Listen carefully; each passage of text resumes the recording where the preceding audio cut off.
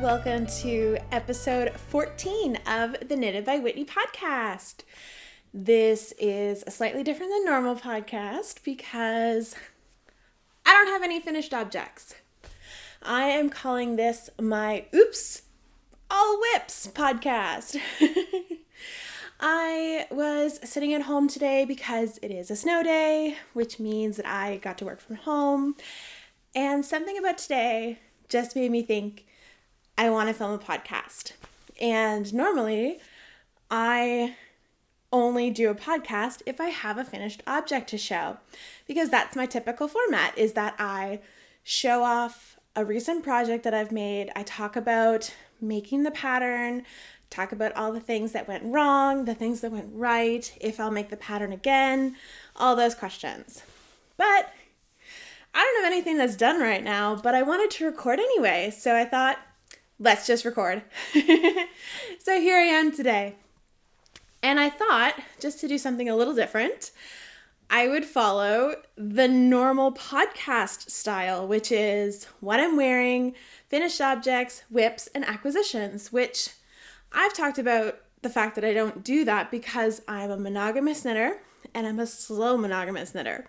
So I don't often have everything to tick those boxes. And I don't have everything to tick those boxes today. Like I said, I don't have any finished objects. But I figured I could do the rest of the elements of the typical podcast episode and bring you something a little different because I just wanted to record. I am in the mood for it. I am looking outside and seeing the absolutely beautiful snow in our backyard. I'll include some footage of that as well because it's just so pretty. And I thought, you know what? Sometimes we need a little something to perk us up in January because it's a long, dark, cold month if you live in the Northern Hemisphere. And especially coming down off the high of the holidays, it's kind of nice to have something to enjoy in the month of January. Now, I already have something that I get to enjoy in January because it's my birthday month. My birthday is at the end of January, and I'm turning 33 this year. But that's not for another week, so I figured let's just have fun and do a little podcast today. So even though I'm going to do a different than normal podcast, I'm going to start it with something that I have in every episode, which is my mug of the episode. And I've chosen today to use my Black Hat mug. I can't remember if I've shown this or not. I think I showed it in like episode 1 or episode 2. But I wanted to use it today because yesterday, I'm recording this on the 20th of January. So yesterday, January 19th, was Bennett's Gotcha Day, which is the day that I adopted him. I'll include a picture here. I have had my cat for 4 years now, and he was approximately 2 years old when I adopted him, so he is 6 now. And I thought I would just use a little Bennett mug to commemorate that. You might hear his snoring in the background. He's on the cat tower right next to me, so if you hear old man snoring, that's my cat. But I love him anyway. And today I'm just having a little bit of peppermint tea. So cheers. Now that was a little too much, Bennett. So to start off this different podcast episode, what am I wearing? I chose today to put on my Evening in the Village turtleneck by Two of Wands, which is Alexandra Tavel. Now this pattern is actually not a size inclusive pattern. I'm hopeful that Alexi will address this at some point and release an updated version that is more size inclusive. But I chose to knit mine at a larger gauge and get a size that would fit me that way. It does have positive ease, so it was easy to pick a size and just knit a much larger gauge. So I think the pattern uses worsted weight and mine is a bulky weight because I was holding 2 yarns together. But this was back a few years ago when I was just trying to use up some yarn in my stash, and I thought, oh, a big snuggly turtleneck, I'll knit that and use up some yarn that I have. So this is knit with 1 strand of Lion Brand Shawl in a Ball stripes, metallic, in the color Cleansing Quartz, and that is held with Knit Pick City Tweed DK in the color Kitten, which is a beige color. So the beige that you see at the bottom here, that's what the kitten looks like. So the Lion brand Shawl and a Ball actually does a gradient from this really pale beige gray all the way to black. And I liked that the kitten yarn just sort of muted that gradation so it doesn't look so stark, kind of softens it a lot. And this is one of my favorite things to wear. It's actually Doyle's favorite thing that I've knit for myself. He loves it when I wear it. So I am happy to bring it out every once in a while, and particularly today on a snow day, it was the perfect day to wear this big snuggly turtleneck and be all cozy in the house. So that's what I'm wearing today. Now, like I said, I don't have any finished objects, so let's move on forward to my whips because I actually have 2 whips to show you. I know I'm cheating on my main whip, but it's for a good reason and you'll find out in a minute. But first, let's talk about my first whip, which is my Eclair sweater test knit for Laura Penrose of Penrose Knits. It's actually kind of funny because this is my second test knit for Laura. My first one was the souffle tee, which I did this time last year. And I feel like I'm kind of following in a tradition that I've started because I took whip photos of my souffle tee in the middle of a snowstorm last year, as you can see right here. And what do you think I did today? I went outside and I took pictures in the snowstorm wearing my whip. And it was quite a bit cold because, as you can see, my sweater doesn't have sleeves yet. I still need to knit the sleeves, but I don't have them done yet, and I'll tell you all about that. But first, how about I pop this on to show you? Bear with. Ta-da! Here is my Eclair sweater test knit. Yes, it does look a little snugger on the neck. That's because, of course, this is not blocked yet, but I did my turtleneck before I finished my yoke so that I would be able to try on the yoke and know exactly where it was fitting lengthwise so I would know if I was ready to do the split for the body and sleeves. So that's why I have my turtleneck done. And there's a little string going through the turtleneck because initially I was worried that because I have quite a short neck that the length specified in the pattern would be too long for me. So just in case, I stopped at a point that I thought was good for me and I put in some waist yarn and then I kept knitting until I reached the proper length of the pattern, bound it off and everything.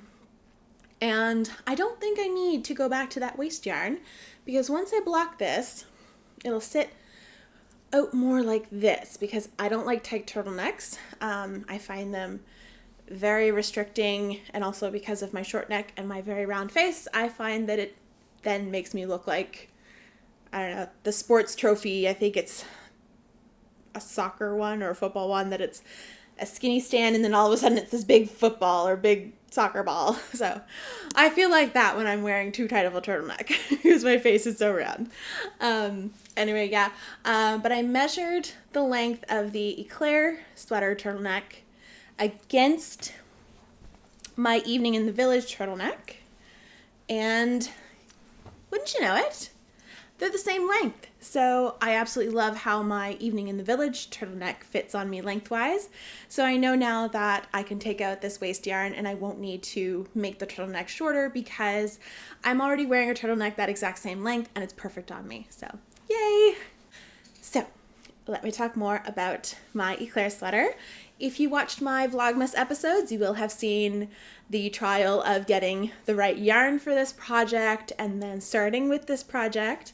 I actually didn't intend to test knit this originally. Laura had sent out a message, I think in November, looking to find some testers for this who had tested for her before.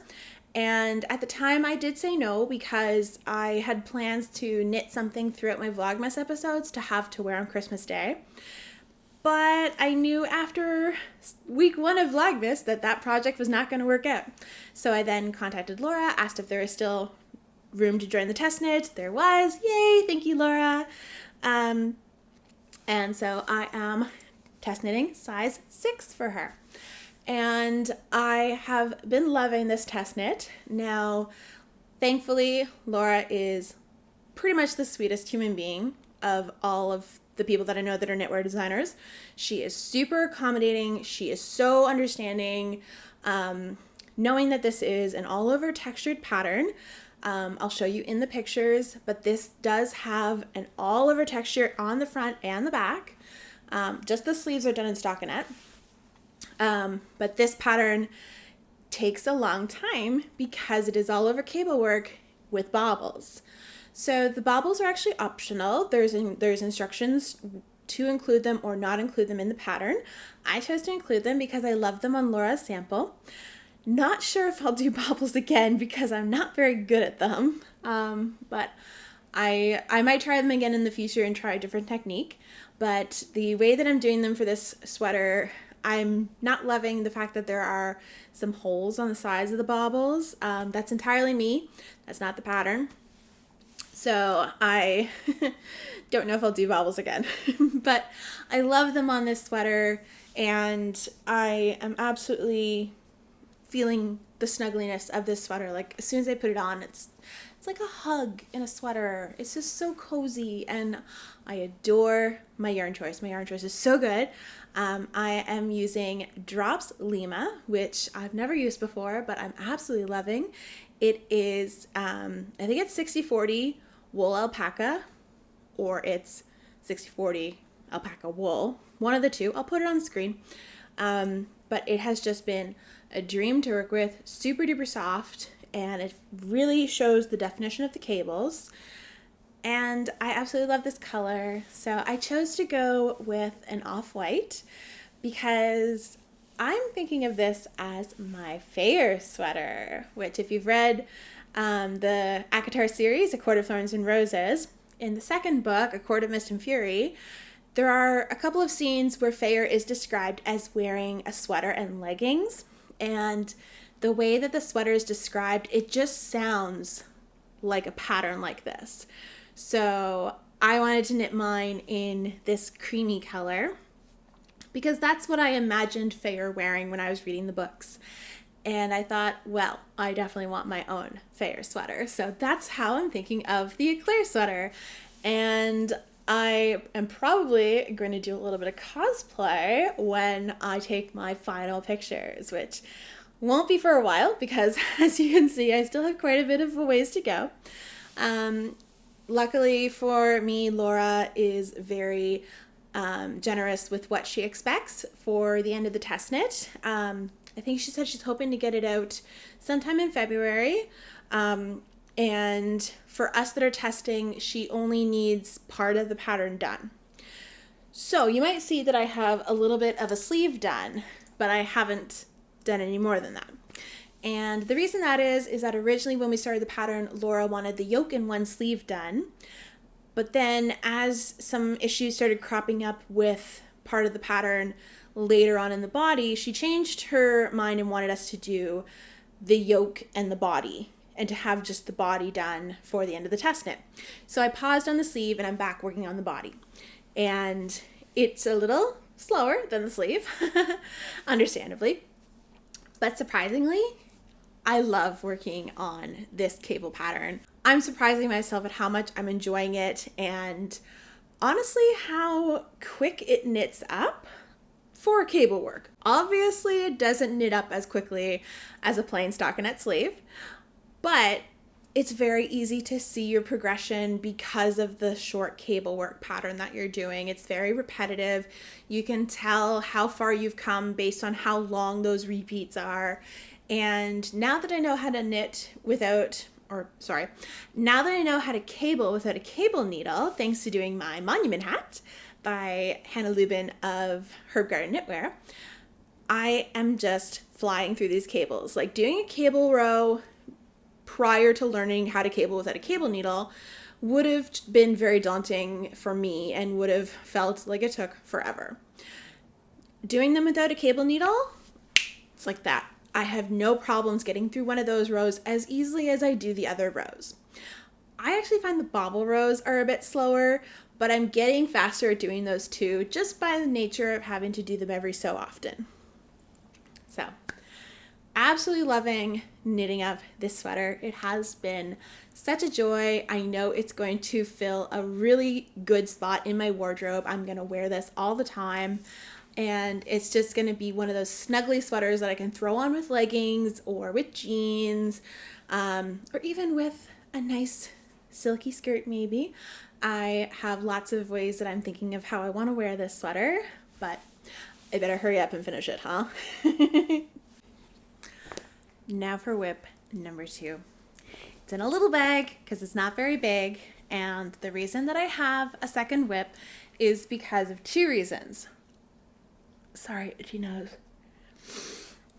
So the reason that I have a second whip is for 2 reasons. The first is that you can probably tell my Eclair sweater is quite big right now. It's a little too big for me to take back and forth to work every day. So I wanted something smaller to work on during work for meetings or on my lunch hours, that type of thing. So I needed a little something small to work on. Second, some of our close friends had a baby last year, and I promised them a baby sweater last year. And I didn't deliver last year. So I thought I would make it now because their baby turns 1 in February. I am keeping this project in a little project bag that I made myself. This is a free pattern. I talked about it in a previous podcast episode, but I can't remember, so I'll link it down below. I don't remember the name of it right now, but I'll have all the information in the description, so you can check it out there. It's just a little drawstring bag. These are just cotton cords that I use. It has the 2-tone fabric on the outside, and I love this pattern because it makes me think of Bridgerton with the bees on it. I think it's really sweet.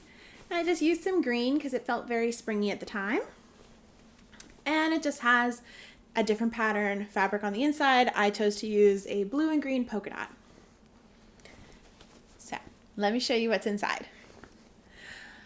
I am knitting another Penrose Knits pattern. I can't help it. Laura just makes so many beautiful patterns and I just want to make them all. So I am knitting a petite souffle. This is Laura's kids' version of the souffle tee. Of course, the original souffle, which I've test knitted for Laura, is made with mohair. She also did a summer souffle, which is knit in DK weight, I think. And she released the petite souffle. There's also the chunky souffle, which came out just this past fall. So there's a variety of souffles to choose from. I'll link them all down below for you. Oops. But I wanted to make a petite souffle for our friend's baby. They had a little girl, but they, don't want really frilly, girly stuff. So I thought the petite souffle just had the perfect amount of little zhuzh to an otherwise basic sweater. So I still have a ways to go on mine. I don't have sleeves yet, and I've only done maybe half or 2/3 of the body length that I need. I am making the 3 to 4 size. So even though the baby is only 1, I want her to be able to wear this for as long as possible. So I decided to make the 3 to 4 size because our friend who's the mom recommended something that was a size for a 2-year-old, but the sizes of the petite souffle are hybrid sizes, and the first size is a size 1 to 2, and I was a little worried that that might be something that the baby could only wear for another month or 2, so I decided to go a little bit bigger, which from what I've read online is definitely a good thing to do when it comes to kids' clothes because kids grow so fast, and sometimes kids are larger than their age or their typical size for that age, so it's never a bad idea to go up a size for kids. So that's the front, and then on the back I have the little keyhole and this one little button. This is just something that I had in my stash, and this is yarn that I had in my stash. I had this yarn from a failed test knit, actually. I hadn't started my podcast yet, but I was making, funny enough, also a sweater with a ruffle along the yoke. but that sweater did not work out for me. And luckily, I was able to help the designer of that pattern make her pattern fit better for somebody of my size, but my sample wasn't useful because I had knit 2 different sleeve lengths in order to help fix the sleeve instructions on that pattern. So I ended up just frogging my project. I ended up frogging my project. So I'd had this yarn in stash for a while, and it is Knit Picks Stroll, which is one of my favorite yarns of all time. It is a superwash fingering weight wool, and I'm holding it double to meet the DK weight yarn used in the Petite Soufflé. And it's really hard to tell on camera. You probably can't tell at all, even if I move it around, but there is a slight hint of sparkle in this yarn. I am using, of my 2 strands of Stroll that I'm using, one of them is Stroll Glimmer, which is their Stellina base. So I have my yarns just woven together, and it's kind of hard to pick out which one is which. But one of those yarns has Stellina in it. So I thought, why not use this yarn for a good purpose and make a little baby sweater for some friends of ours' baby who I promised a project for them last year and didn't make it last year. So I'm happy to provide it now, and once the baby is old enough that this doesn't fit anymore, they can just put it away and keep it as an heirloom piece. I am also being super, super conscious of weaving in all my ends very securely because Stroll is a washable yarn. It's a superwash yarn, and it can just go right through the washer and the dryer, which I find super important for kids' pieces. To give to anybody, I tend to pick yarns that are easier to wash and wear, just because the person that you're giving it to might not know how to take care of wool or alpaca or another animal fiber that has a little bit of extra work to it. So I tend to go on the safe side and pick either superwash wool or acrylic or a cotton, like a plant fiber, that type of thing. Something that they could just toss in the laundry and not worry about. So that's why I chose the superwash wool. Also, it was in my stash, gathering dust. I love this icy blue. I think it's super duper cute for a kid's sweater, but I'm being really cautious of doing a great job of weaving in all of my ends. And I'm very proud of how well I have woven in all of my ends. As you can tell, I have added the primary detail of this sweater, which is the ruffle. It takes a long time, but it is 1,000% worth it because it's so freaking cute. And I've also added the I-cord edging. Funny enough, if you've watched my episode of my review of my souffle test knit, when I did the I-cord on my sweater, I did it inside out on my sweater, which is why when I'm taking pictures of mine from the back, it looks like it's off center, like the keyhole is off center, and that's just entirely down to me doing it backwards and it's going in the wrong direction. So I was very careful of doing it the right way around for this sweater. But I will say one thing about the Petite Soufflé, which of course I'll talk more about when I do my final review in my typical podcast episode.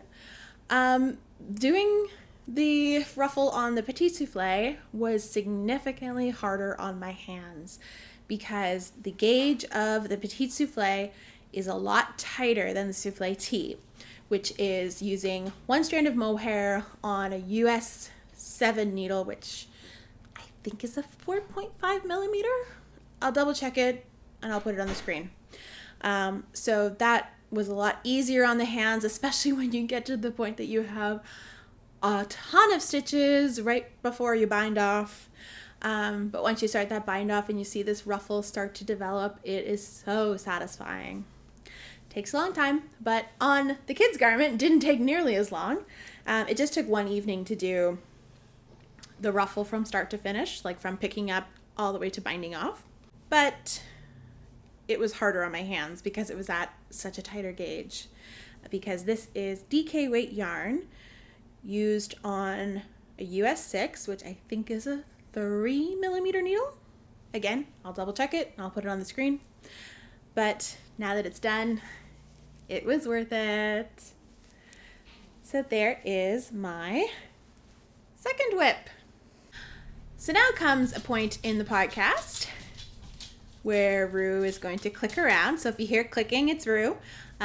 He's just looking out the window because people are going by and using their snow blowers and plows and whatnot. So there's a lot of activity on our street right now that he's paying attention to. So if you hear clicking, I do apologize.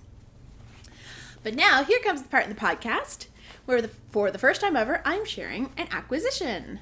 Funny enough, it's not really an acquisition, it's a gift, but I wanted to show it to you anyway because I've been sharing it on my Instagram and it's absolutely stunning and I really want to share it on the podcast. I am keeping it in my bag, which is from Nerds with Needles, which is a local yarn seller and project bag maker to me.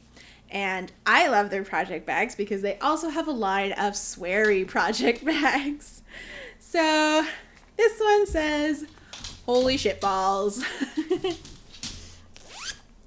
I absolutely love it. I think it's adorable. But I'm going to share with you some special yarn. If you watched my Vlogmas episodes, you know that I got an advent calendar this year, and I wasn't quite sure what I wanted to make with the minis. I had actually sort of deviated away from my original idea of the wrap because once I started researching some patterns for my top 30 size-inclusive advent projects and then 30 more size-inclusive advent projects, which I will link both those videos below. Very, very handy. I am super excited about how well they're being received. But as I saw more and more sweaters that used minis, I thought, I don't know what I want to make now. There's so many options. I don't think I want to stick with my original plan. So I kind of just threw all the minis into a box because I have minis from other advents as well from previous years, and I thought to myself I wanted to do a chaos project at some point, which I'm just going to pull random skeins or find a way of deciding which skein to use at random or something like that. I haven't thought it through quite yet, but I am going to call it a chaos project because I am following the example set by Sarah Corrine Knits, who did chaos socks with her advent that she got this year. And I loved the idea of calling them chaos socks. I also love her idea of using a D20, which is a dice with 20 sides, for those who are not into anything geeky, of deciding how many stripes she did with each color. I'm not sure if I'll do that or if I will just use a D20 to decide which color that I use, simply because I just don't know which pattern I want to do yet, and it would depend on what the pattern is. With socks, it made sense for Sarah to use the D20 to decide how many stripes to use because it's only a small circumference, but if I choose a sweater, I don't necessarily have enough yarn to do 20 rounds on the body using one 20-gram mini. So I will wait and see what I come up with closer to the time. But I do have one project in mind to use my minis, and it uses another bit of yarn that I got. This is my acquisition / gift. This was given to me by Doyle for Christmas. It is some hedgehog fibers yarn. That was really dorky doing all that sing-songing. But I can't not say that. I can't not say it that way because this is their beautiful kid mohair in the color Hush, which I think is probably one of the most beautiful colors in the world. It's this gorgeous pinkish, purplish, lavender, lilac, every single possible word to describe purple that you can think of. And it just looks so ethereal. There are tiny bits of blue in it, but I just love this yarn. I think it's absolutely gorgeous. But anyway, it's so soft, it's so pretty. I'm so excited to use it. But I'm going to be making a lento sweater with this. And I decided to do a lento because, first of all, Rebecca of the Crayabea has started a lento cow, and she is using the hashtag Let's Lento. It started on January 5th and it goes until March 5th. And you don't have to finish your sweater to be entered. You just need to start it. So I am hoping that I will have time to start this before the 5th of March. I don't want to start it while I'm still working on the petite souffle. So maybe when I finish the petite souffle, I might at least cast this on and have this as a small project to do at work before it gets too big. But I'm going to be holding some minis with this yarn. And that's what I've decided to do with some of my minis, because I remember watching Rebecca's episode. Oh my gosh, this was a while back. This might have been like early fall, late summer, maybe even last year. I don't remember. It's been a while. But Rebecca used some really nice fingering weight yarn that she got from Gullet Farms, I think. And it was this really beautiful, like piney green color.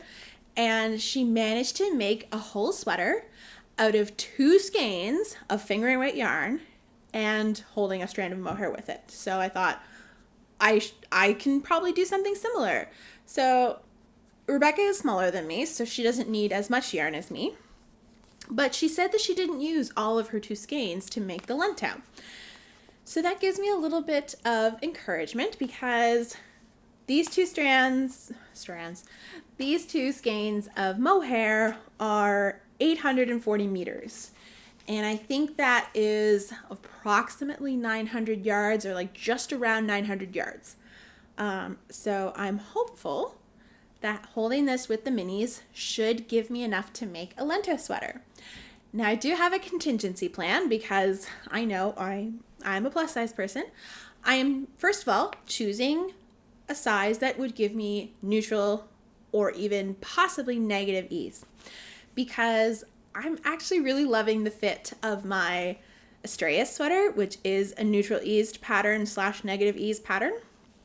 I say neutral / negative because the body is neutral, but the sleeves are definitely negative, and not intentionally. But I thought to myself, I really love the fit of that sweater. I love the crop style. I love the snug fit, but of course, it would be nice to have a snug fitting sweater that's not colorwork, because the colorwork does not have any give to it, but a plain stockinette sweater would have give to it. So I thought to myself, I love that shape. I love that cut. I'm very happy with that sweater. I want something else in my wardrobe that is the same kind of style of sweater. So I'm going to do a size that would give me neutral / negative ease. I'm also going to make this a cropped sweater. It's already a fairly cropped design, but I'm going to knit the body first until a length that I'm happy with, and then I'll continue with the sleeves. And if I don't get enough yarn to make full-length sleeves, I'll be happy with 3/4 sleeves. Or if I run out of mohair, that's fine. My cuffs will be just plain fingering weight, and that's totally fine. So I do have a contingency plan. I'm also not going to do the folded collar on the lento. I'm just going to do a few rows of plain ribbing, just because I don't really see the point of having the folded collar with the way that I want to wear the sweater. So that'll save me a bit of yardage as well. But anyway, yeah, that's what I'm going to make. And I do have the minis here with me, but it's a little tricky to show them all in the order that I have them. So I'll just put a picture here of what all those minis look like in a row, because they're absolutely stunning. They are mostly from my Woolshed advent calendar that I opened this past year. So if you're watching my Vlogmas episodes and you remember all the purples that I opened and some of the like pinky purples, they're probably in this photo. But yeah, that's what I'm going to make. I am going to go from darkest to lightest with the yarn colors for 2 reasons. First, the darker colors are the ones that I love the most, and I want those to be the focal point of the sweater right here at the yoke. But also the pinks are closer in the fade. So the pink colors, it's very easy to just like swap them and you wouldn't even really be able to tell which one was which. So I like that for when I get to the point of the sweater where I need to do a bit of math to figure out how much do I use on the body versus how much for each sleeve when it comes to splitting those minis. I talked about this a bit when I was talking about my Fenmont pullover, which I think was at the beginning of my first Advent Minis pattern roundup video. I think, not quite sure. But anyway, I thought to myself, if I have to do math and maybe I'm off by a row or two, it'll be easier to do that with the lighter pinks rather than the dark purples, because the dark purples have more of a difference to them. But I am just going to use Magic Knot to do all of these colors because I don't want to weave in a million ends. I hate weaving in ends. So I thought I'll just do Magic Knot. They are close enough in color that it's fine. You won't really notice that they are slightly different. So that's what I'm going to do with my one acquisition that I have to share with you. And so ends my first and probably only, all whips podcast episode. Although this was kind of fun to do because I was really in the mood to do a podcast episode. It's not my typical style just because I really like doing the deep dive into individual patterns when I finish working on a project. So I'll probably have the Petite Souffle done before the Eclair sweater just because I have a deadline, the baby's birthday, and I need to have the whole sweater done versus the deadline for the test knit. I only need to have the body of the sweater done. And then I'll focus on the sleeves after I finish the body, which might be after the test deadline. So that'll probably be the order in which I have my next podcast episodes, but it just felt like those were a little too far away. I wanted to fill the gap a little bit with this special episode. I hope you enjoyed this different than normal episode of the Knitted by Whitney podcast. If you are new here, thank you so much for joining me. And if you're a returning viewer, thank you so much for coming back. I really appreciate it. While you're here, hit the subscribe button. Check out some of my other content. I have both podcast episodes and pattern roundup videos, which are all size-inclusive patterns that follow different themes. And I also have my Vlogmas episodes, which I get it. Christmas is over. But, if you're looking for a little something to watch and you want to get a bigger glimpse into my life, I have those vlogs for you. And I'm looking forward to all the new content that I'm going to have coming out soon. So until then, everyone, take care. Happy knitting.